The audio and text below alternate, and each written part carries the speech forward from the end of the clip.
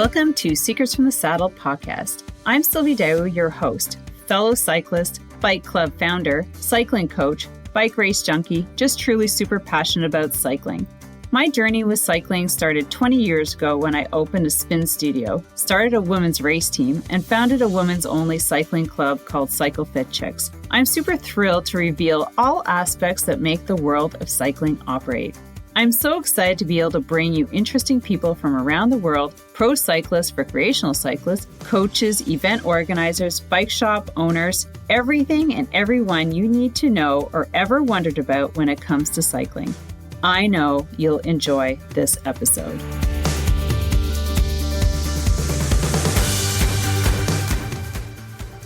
All right, friends, you know what time of the year it is? It's when us who are in the Northern Hemisphere start migrating inside to train. What does that mean for everybody? Well, I hope you have a plan. And if you don't have a plan, this might be the program for you. I have 4 different options of indoor winter cycling training programs.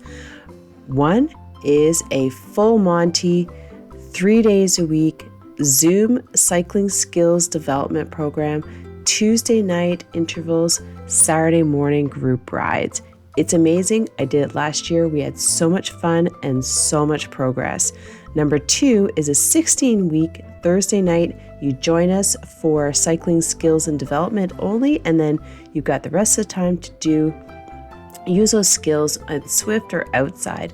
The third one is a 16-week self-directed. It's basically that you get a workout once a week, you get a video to match, and it's focused on skills and development that a lot of cyclists need when they start migrating inside. If you've ever wondered how to get faster on your hills, it's all about skills.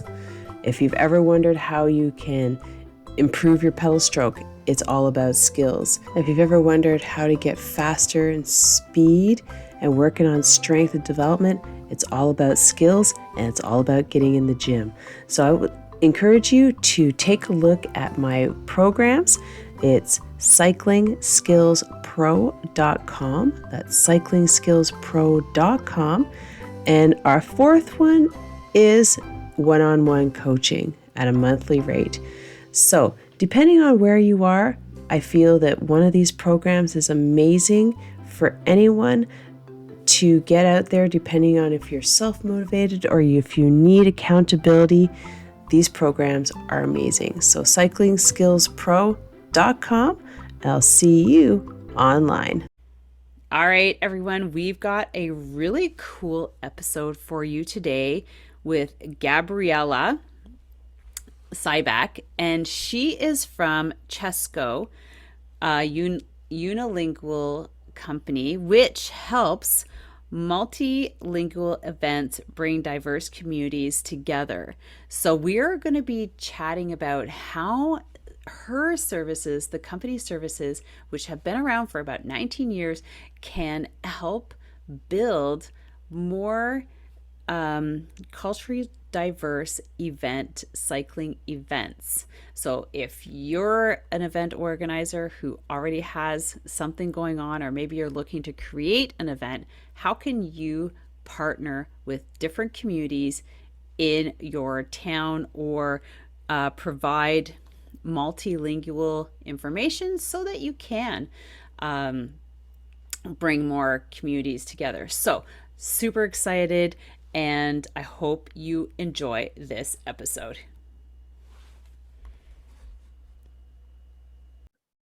All right, everybody, welcome back to another episode of Secrets from the Saddle, All Things Cycling podcast with your host, Sylvie Dow. And we have Gabriela Siebach, who reached out to me with regards to sharing how the company that she works for, so CESCO,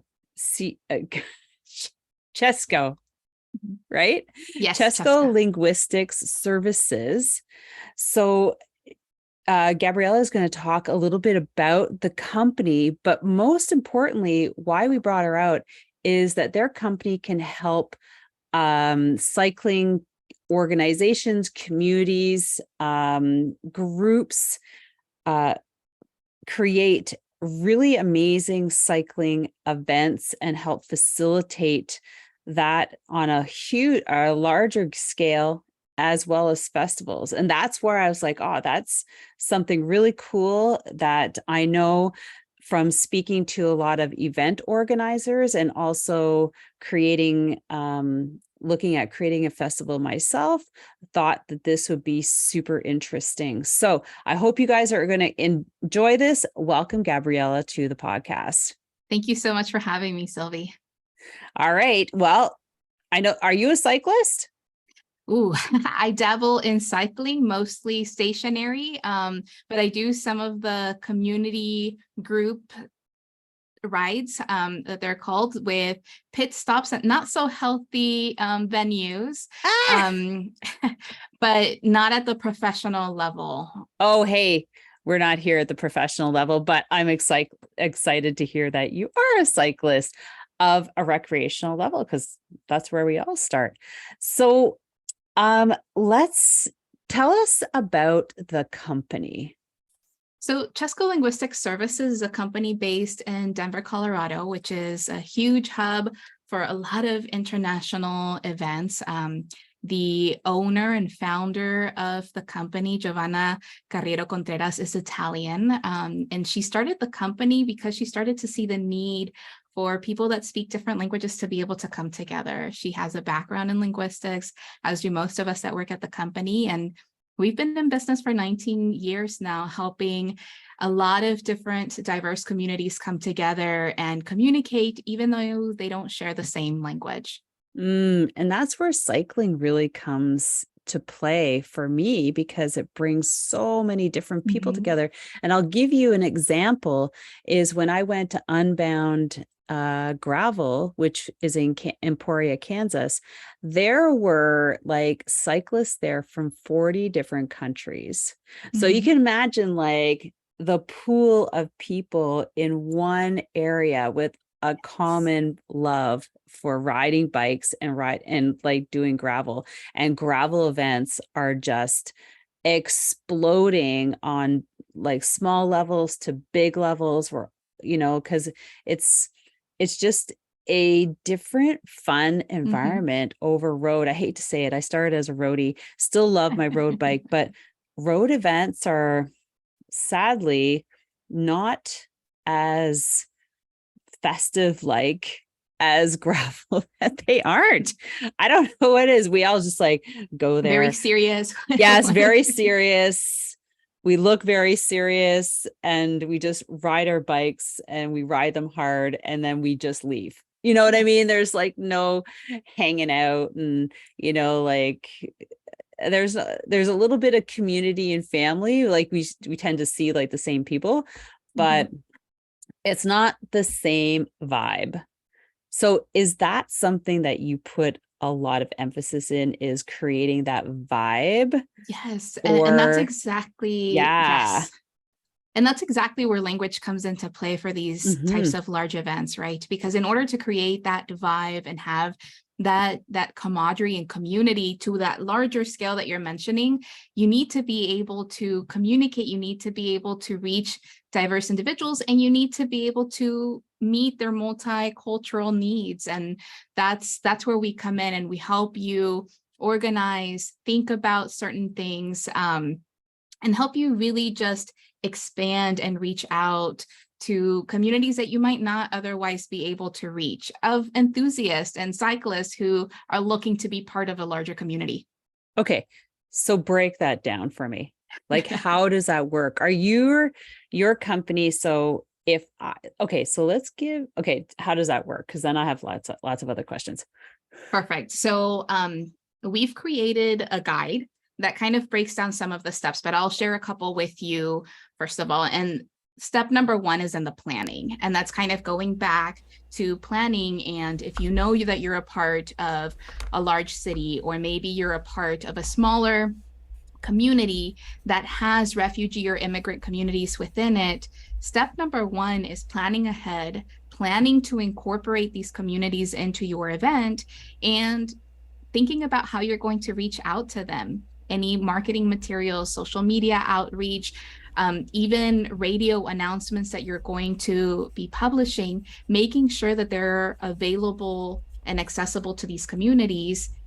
And part of accessing is the language element. Make sure that your publications, marketing materials, announcements, even your registration page is accessible to those who don't necessarily speak English, which is usually the language that we're organizing in. So what happens when you do have these multilingual registration pages, but everything is provided in English? So you work with professionals. So we have a team of professionals that provide what is called this document translation. Basically, they're able to translate anything that's written into multiple languages. And one of the keys is to identify what languages might be spoken by the community that you're hoping to reach with the event. And that's something that we can also help you by looking at census data, demographic data, and just by being familiar with the general needs of the community in each of the cities or towns that you might be in. So, but the thing is that documents are one thing, but say for say a festival and you have a number of different clinics and you have say you reached out to the Spanish community, the Oriental community. I'm just saying, I'm just thinking, you got Chinatown, you got Little Italy, for instance, and you got the French in my area. So if you reached out to these three, but you have clinics all in English, how does that work? So you wouldn't have them all in English, right? Part of the service. We have to have, so we do have translators?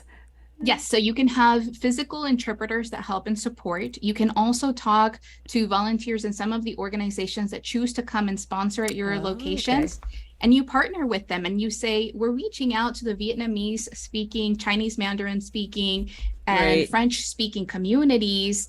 Do you have bilingual staff that will staff your booths? Do you need support finding interpreting services to help in your booths? And 9 times out of 10, these organizations, they're community organizations that are coming to support your event. They have the staff that speak the languages. They just need to know that you're reaching out to these communities. Oh, I see. That makes sense. So if you're reaching out to these communities, you're ultimately going to reach out to some sort of organization within the communities that's going to help you. Correct. But also you ask them if they can have volunteers to either help or translate at the time of the event for their communities. Everybody, do you hear that? We don't all do it ourselves. Right. Is what we're saying, what I'm hearing. Okay, so tell us a little bit more about some of the events that you've worked in. If you can, for sporting, but I know that it's 19 years. I mean, I'm sure they've done a ton of different. So much. Yes. Yeah. So we've worked in a lot of different capacities. A lot of the events that are related to sporting often have some kind, especially if it's a festival level event, it's not just a sporting event, but you also have a festival fair type of event that you coordinate as well, where you have vendors, you have different people that are looking to promote their products, whether it's fitness products, maybe health facilities, but sometimes it's also events that are supporting other causes such as heart health. So you're partnering with local nonprofit organizations, you're partnering with local hospitals, clinics, maybe even other nonprofit organizations that look to go and promote health out in the community, raising awareness about health. And all of these different partners. And we've partnered with all of them. We've partnered with those that are organizing the sports event, but we've also partnered with those that are partnering with them to have linguistic support there. I can't give specific examples, but we can talk about, for example, if you've been to a sporting event where there is a nonprofit organization like the Red Cross or a similar heart awareness organization that has a booth, is giving away information, maybe even taking people's blood pressure, our interpreters might be there next to them and you don't realize it. Oh, I see. Okay. Now, Gabriela, do you guys work in Canada too? Yes, we support in Canada and Europe and the US. Oh my gosh. Okay. Mhm. So if you're listening to this from anywhere, Mhm. basically you can reach out to Gabriela and Mhm. Cesco and talk to her about um, partnering or gaining. I'm taking notes. I got my pencil. Gaining services from them. This is exciting. Okay, tell us more. I'm just keep talking. I'm gonna have questions. Perfect. I think for these kinds of events, one Mm-hmm. of the things that we often don't think about, we have a desire to reach out to a diverse community, right? We know, for example, that there's, a huge Afghani population in many of our cities in the United States and even in Canada and Uh-huh. throughout Europe. These are people that have been displaced. Many of them may want to be introduced to something like cycling. They maybe want to be introduced to a larger community of individuals that consider health and fitness a priority. Being in the US can be a little traumatizing for individuals, a completely new culture, a completely new way of life. And there are people that come here that cycle, that they like to ride bikes, mostly recreational, or maybe they did it as part of their business Way or to a get means of, around. yes, a means to get to work, whatever. Being able to understand that there's people out there that could be interested in being a part of your events and your community is the first step, right? Understanding that there's others that you can reach out to. But how do you reach out to them? What do you say to them? Those are things that can be hard to decipher. And that's where people like us come in.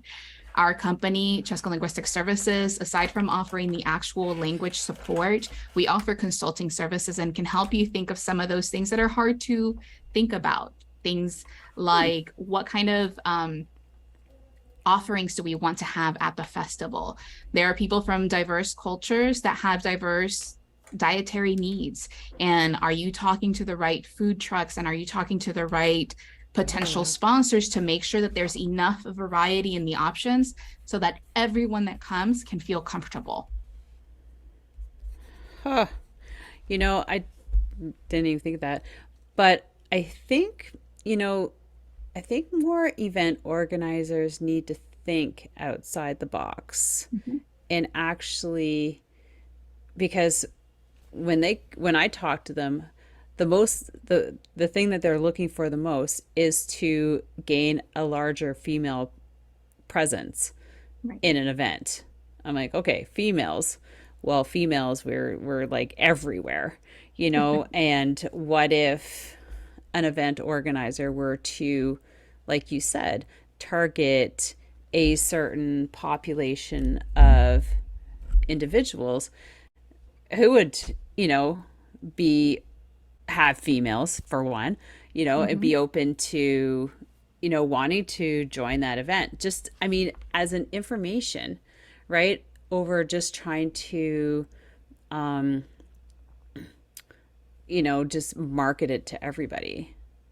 Well, I mean, you need to market it Mhm. to everybody, but if locally you had a group that you could really partner with, yeah. And that is I something that mean, we it's a can, lot of yeah. things people don't think about.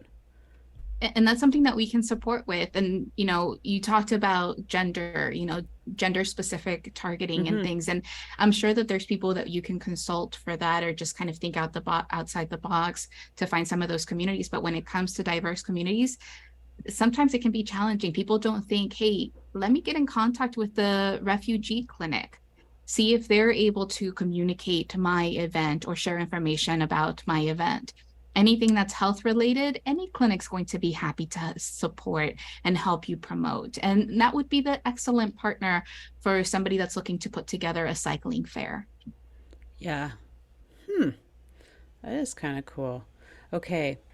Let me see. I wish I had some questions I'll talk because I was taking notes. Um, okay. So you talked about vendors. You talked about food.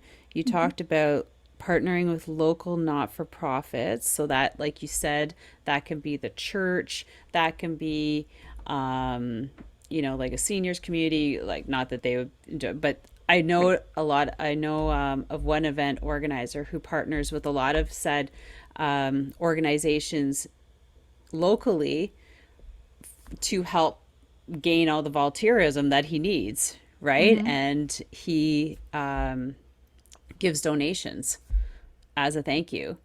I mean, that's an idea, but I mean, that doesn't, that's just an idea. Even local chambers as well. A lot of people don't think about the chambers, but local chambers are a great way of connecting with the different communities that they represent, right? And there you can get all kinds of diversity, not just linguistic diversity, but gender diversity. You can go to the Women's Chamber of Commerce, and that's a great venue to get in touch with local leaders, business owners that are women owned, that will not only potentially participate or sponsor the event, but also help you promote it in their circles. Yeah, because mine is a women's only event that I'm put together. But share with us some of the, like, how long have you been with the company? I've been with the company in a full-time capacity for 3 years now. But I've been working with the company for a lot longer as a subcontractor. Oh, very nice. So can you share with us, like, maybe an example of something that you've worked on? Like, just kind of like more the components, just to get a bigger grasp, because we're talking about cycling, but there's also a lot of people who listen to the podcast who have companies and probably work in organizations that could potentially use CESCO's services. So let's talk outside the cycling box for a bit. Absolutely. We can help with a lot of different types of events. So the consulting services and the helping you reach the right market and providing language support when needed for events like sporting events is just one small element. We support a lot of nonprofits, private companies as well that have diverse teams. For example, if it's an international company that has teams throughout the United States, throughout Latin America, maybe even Europe, we're able to provide language support for any kind of internal meeting, annual conference, strategy sessions.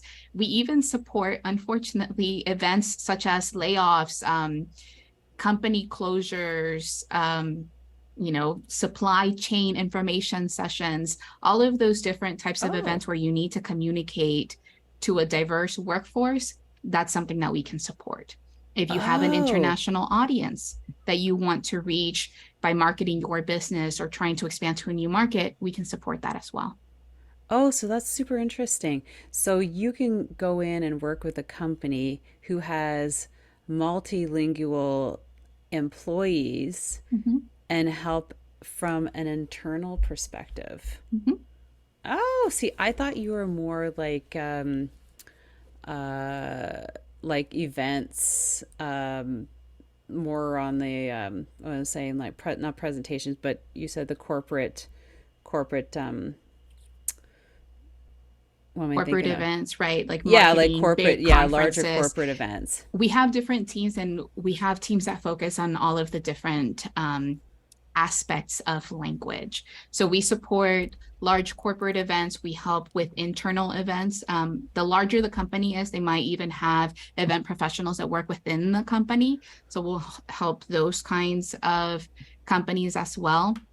We even support individuals that are attempting to either seek status in their country where they're living, seek asylum, or maybe even seek citizenship, naturalize in their country, and they need help. We help them too. So we have different teams that focus in different areas, but anything that has to do with language, with diversity, equity, and inclusion, we support with all of that. Wow, that's interesting too. So anybody as an individual could reach out to you if they needed help with a language. Correct. Oh my gosh. Wow. I'm glad we have you on here. I wish I'm like, okay, trying to get some more information out of you. Because I don't want to make this too short, but So what else can you tell us for, let's flipping back to the cycling events? Do you help with marketing as well? So we help with preparing marketing materials, and we help with providing consulting services to help you find partners and venues to market the event. And marketing and branding go hand in hand. And a lot of times when it comes to marketing an event, sometimes we forget. I know we've all seen those social media posts, or even the things that make it to the news, of funny translations where something is translated into another language and it doesn't quite work. We help you to make sure that that doesn't happen, right? So go ahead. Oh my God, that just, yeah. So I could just talk to that right now, because like our cycling club, our website is English, but the address is French in Quebec. So the French language police have come down on us about not having a bilingual website. So we were also in the process of redesigning our website. So our designers like, well, we could just implement an AI, an AI app that just automatically translates everything on with a touch of a button. However, like you said, not everything translates well and translates making sense. so we're like, oh yeah, this is awesome, because we can just, it took like 2 seconds, right? Or like it was an add-on, and we had a French website, so anything we edited in English would automatically go in French. But going in and looking at the French translation, you're just like, whoa, like, are we just gonna leave it like that, or are we now going to have to go and translate all the pages ourselves? Because this translator, it might be worse than Google Translate, but there's just certain things that you're just like, this is really not good French. So that just made me think about that. And that's exactly what happens. So relying on AI or machine translation to take information, sometimes it works great. But it's all formula based, right? It's a machine that has been trained to take certain information and convert it into this other information. And it's very easy to tell when this has happened. And we think of English and French. Languages that are very commonly translated between each other. And your experience is the perfect example of how even though technology has advanced so much, especially when it comes to marketing and flavor, really, because that's what it is. The more rich the content and the language is, the harder it is for a machine to be able to translate it. And that's where humans come into place. And that's where thank we God are we still able to need support. humans, right? Yes. Like, oh my gosh. As much as that was like, yay, the answer, it was not the answer. We're just like, oh my God. We thought it was taken care of, and we're like, oh, this is not acceptable, And maybe it's a partial answer. Maybe what you need is exactly what you suggested. You have the machine do an initial run, and then you have native speakers who go through and fix the mistakes. Well, yeah, that's the thing. So I think that will probably be the easiest. We'll just take the translation, but edit it, and then we have to make our own page. So I mean, it's like, oh my God, we have to make more French English pages for like the English. Oh my, okay, let's just move provinces.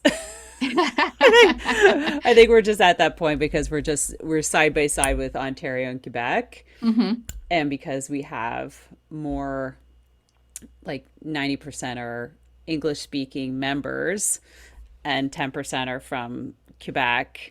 It's always been that kind of struggle between Ottawa and Gatineau because we're just that close, and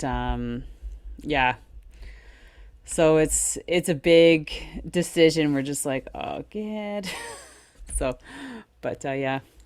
As you make the decision, though, also think about the potential. Once you have a French website that is fully localized and makes sense, and it's not just the output of the AI tool, you'll also be able to reach a wider audience. So sometimes it's about, looking at, one, how much time will it take you to do it, and how much would it cost to have a professional go in and do it for you? Two, once it is done, how much more reach are you going to have? And is it something that is realistic, or is it something that's optimistic?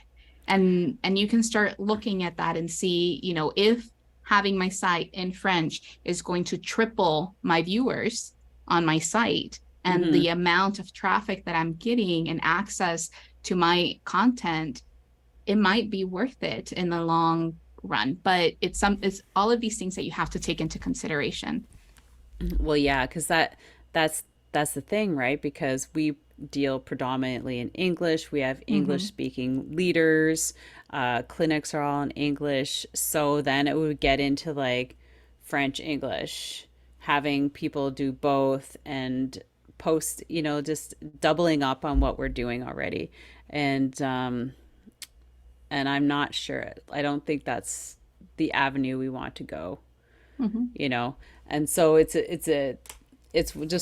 just came to this time where it's a decision to make as to, do we stay in Quebec and see if they start picking away at social media, which is what, we think that they might go after, then that would have to be French English. And we're just like, I don't think we want that problem. And that's just, I think that's a unique situation just because of the nature of the relationship with these two provinces in Canada. It's always kind of been like that. Like, if you move over here, you have to be French, even as a landed immigrant, you're forced to go to French school. Like, yeah, you have to go. Like, you can't decide to go to English school. You have to go and learn French. So, like you come in, you don't even know English, but now you're forced to learn French. So yeah, it's a bit of it's just Quebec. to say. I have to say, as a language professional, I appreciate that. I wish there was more of that in the US as well, more of a drive or push, not just to learn two languages. There are some I think it's areas, here. Right? Like if you look at New Mexico, Texas, like Spanish is probably predominant along those states. It's just that Quebec has always been a French-speaking province. Right. And they're just so staunch on the French speaking that, like, even now when if as an Anglophone who is a Quebecer, who grew up in Quebec, was born here, and my first language is English, not French, if I want to call in, now they won't even answer in English. Oh. That's what I mean. Like, it's getting to this point where it's kind of discriminating. And yeah. So Anglophones, Anglo companies, even universities, colleges are coming up against this. And it's all very new, too. That's surprising to me because, for me, a big promoter of diversity, you'd think that would be a great solution to continue to have both languages available for individuals and give everybody an opportunity to be able to communicate and truly engage in that human to human connection. I don't think they're thinking like that. Achieved. We need more of you in that government. But unfortunately, Quebec doesn't think. They're just thinking about their culture and their language. And, I think embracing both, like even, you have so many different immigrants coming in here, right? From all different countries that they're just accepting in. But, Yes. you're still making them learn French, but they're still going to create their own communities within the province. And they're going to continue with their culture, not the French culture. You know what I mean? They'll learn French because they have to learn French to stay here. But yeah. And that's really what you find, and kind of coming back to organizing events and really appealing to the diverse communities that we're in and that we're really trying to reach. That's what you find. Maybe they do speak the languages, maybe language is not the only barrier. But in order to fully include them in your cycling community, in your jogging community, whatever the event may be, in order to really include them and make them feel welcome, you have to take into account the fact that they come from diverse cultural backgrounds, that linguistically they may have preferences, they may have culinary preferences, dietary preferences, and everything in between. Yeah. Yes. Well, I think as individuals who are organizing events, this is what we need to think about. Quebec, totally by himself. We'll just forget about them. But I think that's awesome. And I'm super glad, Gabriela, that your organization reached out to me to have you on the podcast. I think this is great. I think it's given us a lot of things to think about as event organizers, small and big. Not just in the cycling world, but of any kind. That you've given us given me a lot of things. I wrote down quite a few notes, a lot of things to think about next time we put on an event. So I want to thank you so much for coming on and sharing everything. Is there any last little bits of information you want to share before?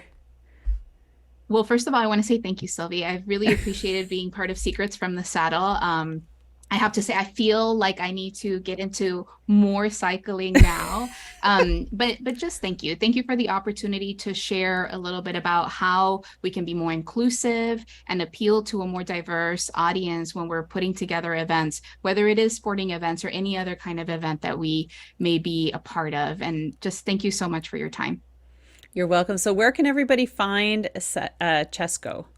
So you can visit us on our website at www.CESCOLS.com. You can find all of our information there. We have a blog that talks about multilingual events, and things like thinking about culinary preferences is actually one of the blogs that was most recently released, which is why I had it at the top of my mind. So yeah, because never think about that. Yes. So we do. We think about all of those things. We publish regular blogs on that website. So you'll be able to get some tips and tricks there. Even if you don't have a full budget to hire a consultant or get language access, you have a place to go to seek resources. Okay. Before we leave, maybe you should mention budget. I imagine there's different budget levels for different people. So there's different budget levels depending on what you want to do. Consulting is a service that's usually paid for by the hour. So it depends on the level of consulting that you need and how much involvement you're going to need from a consultant. When it comes to interpreting services, you're usually paying for interpreting services either by the hour or by the day. So depending on how long you need interpreters for, the skill level of the interpreters, that's something that you'll pay. And just so we're talking about the same thing, the interpreter is the one that does the spoken. So is listening to something and speaking about it. We also have document translators. So these are the ones that take written information and transfer it to written information. You're usually paying by the word, but then there's additional fees. So if you need formatting or if you need cultural consulting, by the word. So based on the number of words, there's minimums that apply. But that's for your standard, like your website translation. You'll have by the word plus formatting fees that are paid by the hour based on how, formatting heavy your content may be. Thank you so much for things that spending are this more time with marketing me related. on So the if you have Secrets a from the marketing Saddle message that you podcast, want learning to more about translate into sighting other people, languages, places, and that will things be that more make of a cycling such an consulting type exciting of sport. service, and that would be I'm paid so by the glad hour you as well. stopped by today. Okay. Please leave me a review if you feel so moved to do thank so. you so I would much love again, to Gabriela, hear your and I feedback. hope everybody here who's And been listening if you could take has taken a 1 couple second notes, to share and this maybe episode with someone if you think would know enjoy or it, have you been I would be to, forever your grateful. favorite, Also, if you could events, please leave me a maybe this is a review podcast if you episode feel you so might want moved to by share going with to them iTunes so that they and can leaving grow me an their honest event thought and and an reach honest out to comment, different, telling me what you think, and most importantly, different tell groups me in what their you'd like to community. hear So I want to more thank everybody of. for It would listening. really help me Thank to you so bring much more again, great, and don't forget to inspiring follow the cycling podcast stories on to you. YouTube and Until then, on Instagram. have an amazing Thank you day. so much, Make everybody. sure Have you an ride your amazing day. bike. And don't forget Bye. to visit my YouTube channel if you'd All like to right, see the well, full version what of did you this think about podcast that episode? live. I think it was a bit of an eye-opener for me, and I think maybe it was an eye-opener for you. Just thinking about how event organizers can make their events more multilingual, bringing in diverse communities together over just looking at one community, which is like cycling in a nutshell. Thinking about how we can get more people involved in cycling, which I think is such a powerful thing to do. I don't know. Do you agree? Love to hear from you in the comments on YouTube. So with that, I hope you enjoyed that episode. And as mentioned, please share this with your favorite organizer. And, you know, this might be something that might trigger some interest on how to make things grow for them. So have yourself an amazing day. Don't forget to follow us on socials and leave me a comment on YouTube. Take care. Have an amazing one. Bye.